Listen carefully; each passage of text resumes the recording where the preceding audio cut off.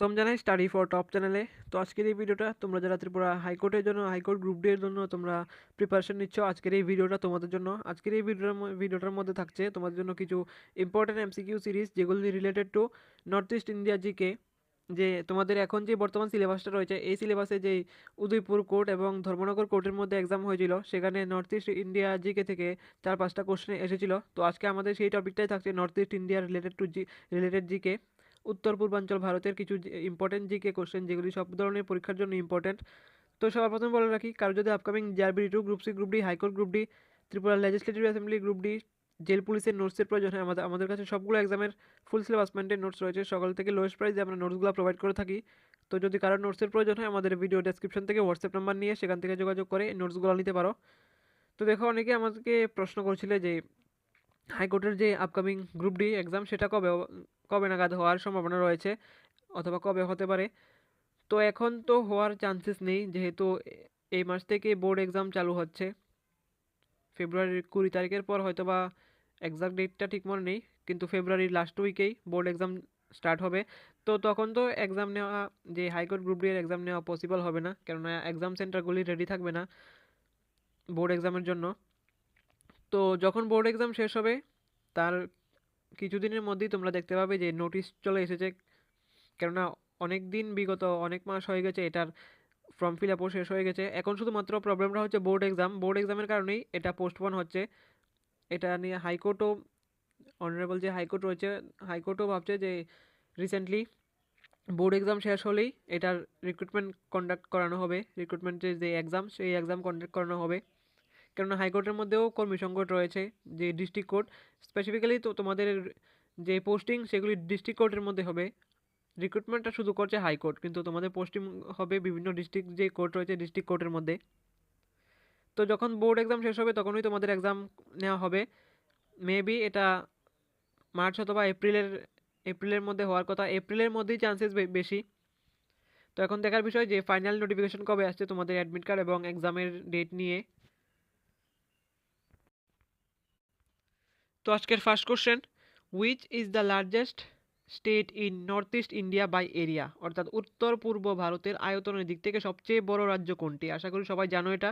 এটা option number C হবে, অরুণাচল প্রদেশ। অরুণাচল প্রদেশ হচ্ছে উত্তর পূর্ব ভারতের সবচেয়ে বড় রাজ্য আয়তনের দিক থেকে। Next, which north east state is known as the land of the rising sun, অর্থাৎ উত্তর পূর্ব ভারতের কোন রাজ্যকে উদীয়মান সূর্যের দেশ বলা হয়? আশা করি এটাও সবাই জানো। এটা option number B, Arunachal Pradesh হবে, কেননা ভারতের মধ্যে অরুণাচল প্রদেশেই সবচেয়ে আগে সূর্য ওঠে। তারপর next, which river is known as the lifeline of Assam, আসামের প্রাণরেখা কোন নদীকে বলা হয়? এটা হবে Brahmaputra, option number B, Brahmaputra. তারপর next, Shillong is the capital of which state, এটা একেবারে ইজি কোশ্চেন, যে শিলং কোন রাজ্যের রাজধানী? এটা হবে অপশন নাম্বার সি, মেঘালয়। তারপর next, which north east state has the highest literacy rate, উত্তর পূর্ব ভারতের মধ্যে সবচেয়ে সাক্ষরতার হার বেশি কোন রাজ্যে? এটা হবে option number B, Mizoram. Mizoram হচ্ছে উত্তর পূর্বাঞ্চলের সবচেয়ে সাক্ষরতার হার বেশি মিজোরামের মধ্যে। তারপর next, hornbill festival is celebrated which state, hornbill উৎসব কোন রাজ্যে পালিত হয়? এটা হবে অপশন নাম্বার বি, নাগাল্যান্ড। নাগাল্যান্ডের মধ্যে হর্নবিল উৎসব একটা খুবই ফেমাস উৎসব। তারপর next, which north east state is famous for Loktak lake, অর্থাৎ যে লোকটাক হ্রদ রয়েছে সেটা কোন রাজ্যে অবস্থিত? এটা হবে অপশন নাম্বার বি, মণিপুর। মণিপুরের মধ্যে দ্য ফেমাস লোকটাক লেক অবস্থিত। তারপর next, which is the only floating national park in the world located in Manipur, অর্থাৎ বিশ্বের একমাত্র ভাসমান জাতীয় উদ্যান যা মণিপুরে অবস্থিত, তার নাম কি? এটা হবে option number B, Keibul Lamjao. Keibul Lamjao হচ্ছে বিশ্বের একমাত্র ভাসমান জাতীয় উদ্যান যা মণিপুরে অবস্থিত। এটা খুবই important. Kaziranga national park is famous for which animal, Kaziranga জাতীয় উদ্যান কোন প্রাণীর জন্য বিখ্যাত? এটা হবে ওয়ান হর্ন রাইনোসরাস, অর্থাৎ এক শৃঙ্গ গন্ডার। তারপর নেক্সট এবং এই কোশ্চেনটাও খুবই important, which state is known as the Scotland of the east, অর্থাৎ কোন রাজ্যকে পূর্বের স্কটল্যান্ড বলা হয়? এটা হবে মেঘালয়। মেঘালয়কে পূর্বের স্কটল্যান্ড বলা হয়।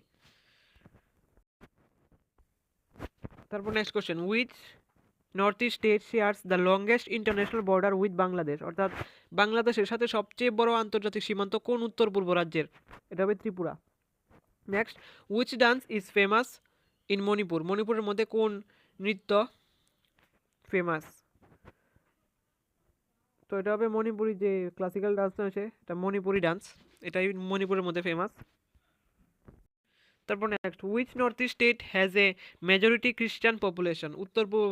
উত্তর পূর্ব ভারতের কোন রাজ্যে সংখ্যাগরিষ্ঠ খ্রিস্টান জনগোষ্ঠী আছে? এটা হবে অপশন নাম্বার এ, মিজোরাম। মিজোরামের মধ্যে সংখ্যাগরিষ্ঠ যে খ্রিস্টান পপুলেশন রয়েছে। তারপর next, which state is known for bamboo dance? কোন রাজ্য বাঁশ নৃত্য এর জন্য বিখ্যাত? এটা বি হবে Mizoram, option number B, Mizoram.